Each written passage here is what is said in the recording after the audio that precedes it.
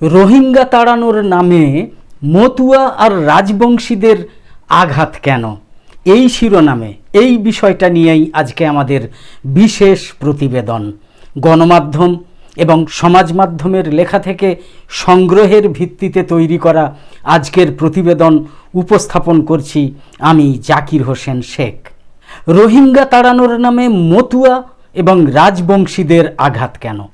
গত কয়েকটা নির্বাচনে যারা পাশে ছিল ঘুরিয়ে তাঁদেরই কিনা বিপন্ন করছে গেরুয়া শিবির, বঙ্গ বিজেপি। মতুয়া আর রাজবংশীদের বিশ্বাসের তাহলে এই হলো পরিণাম? সিবিআই, ইডি ব্যর্থ, দলবদলুরা আছেন শুধু ভাষণে আর টিভির পর্দায়, কিন্তু দিশাহারা হয়েও ক্রমাগত সেই একই কায়দায় বাংলা দখলের খেলাটা চলছে, কিন্তু দিল্লি থেকে রিমোট কন্ট্রোলে। সোজা আঙ্গুল ঈষৎ বেঁকিয়ে নির্বাচন কমিশনকে ঢাল করে, তাই তো? এসআইআর নামটা শুনলেই গ্রামে গঞ্জে আতঙ্কের ঠান্ডা স্রোত বয়ে যাচ্ছে মানুষের শিরদাঁড়ায়। আর আপনারা লোককে বোঝাতে চাইছেন যে এই ঠান্ডা স্রোতটা বয়ে যাচ্ছে শুধু মুসলিমদের শিরদাঁড়ায়। তো বাঁকা আঙ্গুলে ঘি তুলতে গিয়ে নিজেদের অজান্তেই আরও বড় সর্বনাশ ডেকে আনছেন না তো বঙ্গের গেরুয়া নেতারা? এই প্রশ্ন উঠছে। শুরুটা হয়েছিল কয়েক মাস আগেই, যখন দেশের বিভিন্ন রাজ্যে চরম হেনস্থার মুখে পড়ে রক্তাক্ত হচ্ছিল বাঙালির স্বতন্ত্র সত্তা এবং অস্মিতা। সৌজন্যে দেশের উত্তর এবং পশ্চিম ভারতের ডাবল ইঞ্জিন সরকার। আর নভেম্বরের শুরুতে এই বাংলায় আর একবার আঘাত নামিয়ে এনে আহ্লাদিত হচ্ছে বিজেপি। ভাবটা এমন যেন সংখ্যালঘুদের বাদ দিলেই বাংলার ক্ষমতার মধুভাণ্ড তাঁদের দখলে চলে আসবে। বিশেষ ভোটার তালিকা সংশোধন, যার কেতাবি নাম এসআইআর, স্পেশাল ইন্টেন্সিভ রিভিশন। সবাই জানে রিভিশন বা সংশোধন একটা ধারাবাহিক প্রক্রিয়া। মৃতদের নাম বাদ দেওয়ার কেউ বিরোধী নন, কোনো সুস্থ মানুষের বিরোধিতা করতে পারেনও না। কিন্তু প্রশ্নটা হচ্ছে, ভোটের 6 মাস আগে এসআইআর কেন? 23 বছর আগে 2002 সালের এসআইআরের ভিত্তিতে তৈরি তালিকা মেনে ভোট হয়েছিল, কিন্তু 2 বছর পর 2004 সালের সাধারণ নির্বাচনে। 2 বছর পর, 2 সালে। তখন রাজ্যে মোট ভোটার ছিল 4,58,00,000 মতো। আর এখন সেই ভোটার বেড়ে প্রায় দ্বিগুণ না হলেও কাছাকাছি হয়ে গিয়েছে।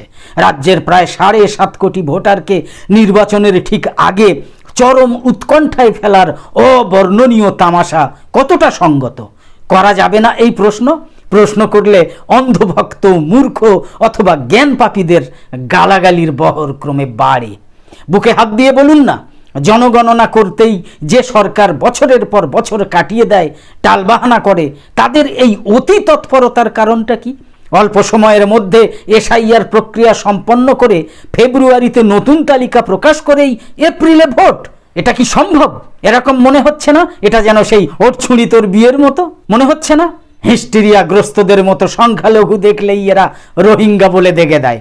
সীমান্ত পেরিয়ে নতুন কেউ এলেই অমিত শাহের মুখে একটাই বচন, ঘুষপেটিও কো দৌড় ভাগাও।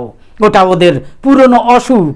আসলে ওই অসুখেই লক্ষ্মী আসে মেরুকরণের টোটকায়, তাই লাগলে পরে আর ছাড়ে না। অথচ এখন যে এসআইআর আক্রমণে নিরীহ মানুষ আতঙ্কে ভয়ে আত্মহননের পথ বেছে নিচ্ছেন জেলায় জেলায়, তারা কিন্তু কেউ রোহিঙ্গা নন, কেউ ঘুষপেটিয়া কিংবা বেআইনি অনুপ্রবেশকারী বলতে যা বোঝায় তাও নন। কয়েক দশক টানা বাংলায় থাকা 16 আনা বাঙালি, ভোটও দিয়েছেন একাধিকবার। সেই তাঁদের এখন যন্ত্রণা সহ্য করতে হচ্ছে। তাদের কারো বাস পানিহাটিতে, কারো বাড়ি ইলামবাজার, কেউ আবার বসিরহাটের। কেন শেষ বয়সে রাজনৈতিক ফায়দা তুলতে তাদের অনিশ্চয়তার অন্ধকারে নিক্ষেপ করা হচ্ছে? প্রশ্ন করা যাবে না। মানুষের অধিকার নিয়ে এমন ভয়ঙ্কর খেলা কেন? এই প্রশ্ন করা যাবে না। করলেই অন্ধভক্তরা এসে চ্যানেলে গালাগাল করবেন। অনুপ্রবেশকারী চিহ্নিত করার আড়ালে কেন বাঙালিয়ানার উপর এমন অযাচিত আঘাত? বেআইনি অনুপ্রবেশ যদি হয়েও থাকে, তাহলে তার দায় কার? তার দায়টা কার? স্বভাবতই প্রশ্ন ওঠে, এত বিএসএফ এবং এসএসবি মোতায়েন করে সীমান্ত পাহারা দেওয়ার দায়িত্বটা কার? স্বরাষ্ট্রমন্ত্রী অমিত শাহ কি এর দায় অস্বীকার করতে পারেন? আবার আইনি পথে এসে ভিসার মেয়াদ উত্তীর্ণ হওয়ার পরও বেআইনিভাবে থেকে যাওয়া রুখতে, আটকাতে না পারাটা কাদের ব্যর্থতা? অপদার্থ গোয়েন্দা দপ্তর কি দায়িত্ব অস্বীকার করতে পারে?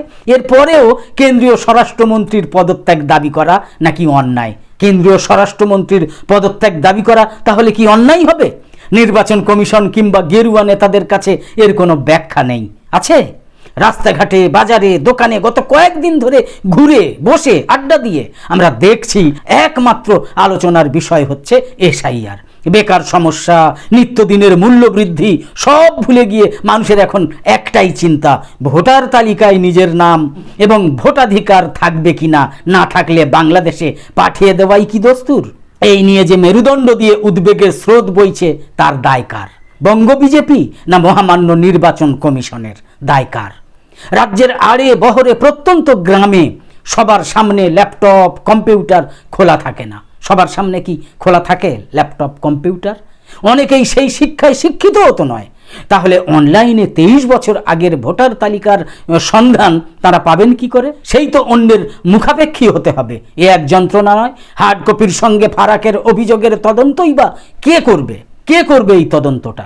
এই যে ফারাক, আজ যারা কাটোয়ায় থাকেন 2.5 দশক আগে হয়তো তারা নদিয়ায় বসবাস করতেন। আবার আজ যিনি বর্ধমানের বাসিন্দা তিনি হয়তো 2002 সালের আগে নবদ্বীপে বাবা মায়ের সঙ্গে পৈতৃক বাড়িতে বসবাস করতেন। সেই পুরনো বুথ, সেই পুরনো পার্ট নম্বর মনে রেখে তালিকা ডাউনলোড করা সকলের পক্ষে কি সম্ভব? জনবিন্যাসের বদলও একটা স্বাভাবিক প্রক্রিয়া। হঠাৎ কারো মনে হলো এই পরিস্থিতি একটা বিশেষ দলের ভোট পাটিগণিতের পক্ষে সহায়ক নয়, রাতারাতি সমীকরণ বদলের তৎপরতা। কিন্তু নুন আনতে পান্তা ফুরোনো নিম্ন মধ্যবিত্ত গরিব মানুষের জীবনে এই নতুন কিসিমের হেনস্থা নামিয়ে আনার পিছনে মতলবটা কি? তার দায় কার? আরও রহস্য, কোটি কোটি টাকা খরচ করে ঘন্টার পর ঘন্টা লাইন দিয়ে বানানো আধার কার্ডকে মানতে কমিশন প্রথম থেকেই নারাজ ছিল। কেন নারাজ ছিল? সচিত্র ভোটার কার্ডও যদি মান্য না হয় তাহলে ভোট দিল কারা?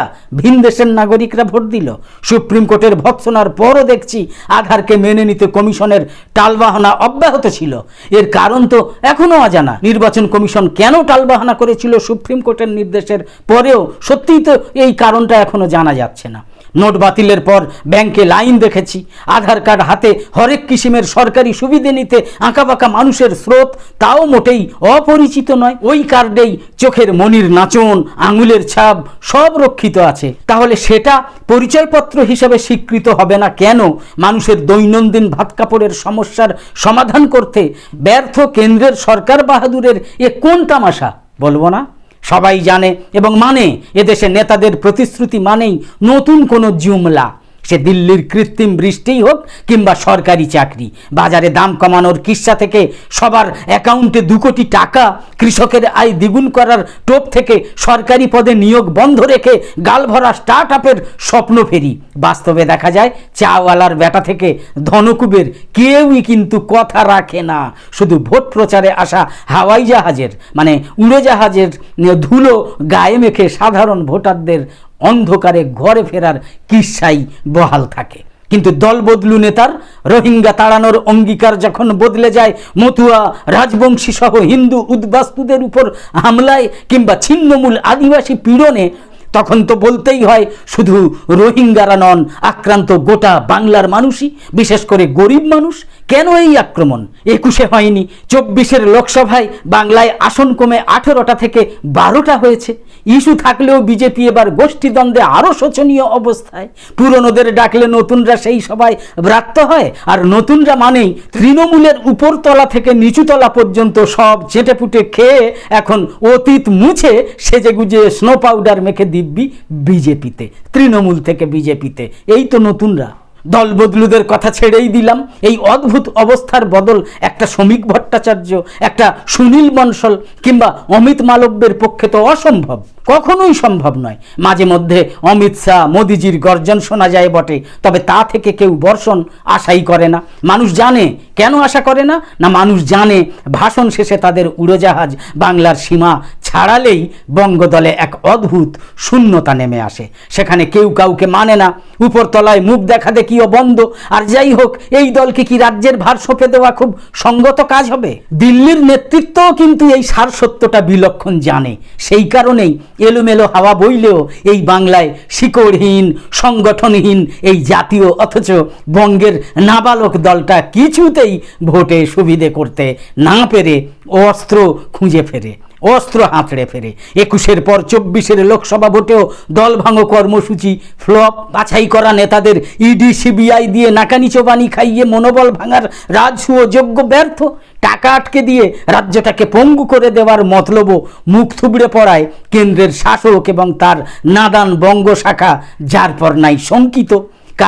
কারণ তারা মানুন আর নাই মানুন 5 বছর আগের চেয়ে দলের সামনে অনেক ইস্যু বাড়লেও তাকে এগিয়ে নিয়ে যাওয়ার মতো সাংগঠনিক পরিস্থিতি নেই একেবারে বঙ্গ বিজেপিতে। রোহিঙ্গাদের বাদ দিয়ে রাজ্যের কটা বিধানসভায় বিজেপি জিততে পারবে তা ভগবানেরও অজানা। তবে এ রাজ্যে সংখ্যালঘু মুসলিম ভোট অন্তত 80টা আসনে শুধু গুরুত্বপূর্ণই নয়, নির্ণায়ক ভোটার। আর মতুয়া ভোট অন্তত 30টা আসনে জয় পরাজয়ের ভাগ্য নির্ধারণ করে। রাজবংশী ভোট তো প্রভাব ফেলে আরও 20টা আসনে। বোঝা যাচ্ছে পরিসংখ্যান। আর রোহিঙ্গা এসআইআর শুধু সংখ্যালঘুই নয়, মতুয়া এবং রাজবংশীদের উপর নির্মম আঘাত। সব হিসেব ধরলে এবার বিজেপি প্রায় 140টা আসন বাদ দিয়ে নির্বাচনী ময়দানে নামছে। মতুয়ারা গতবার বিপর্যয়ের মধ্যেও পাশে দাঁড়িয়েছিল, বিজেপির পাশে দাঁড়িয়েছিল। রাজবংশীরাও তাই বিজেপির পাশে দাঁড়িয়েছিল। আলিপুরদুয়ার এবং ডুয়ার্সের চা বাগানে পরিস্থিতির বদল হয়েছে। নির্বাচনের আগে কেউ এত বড় হারাকিরি করে, এত বোকামি কেউ করে? কিন্তু বিজেপি করলো।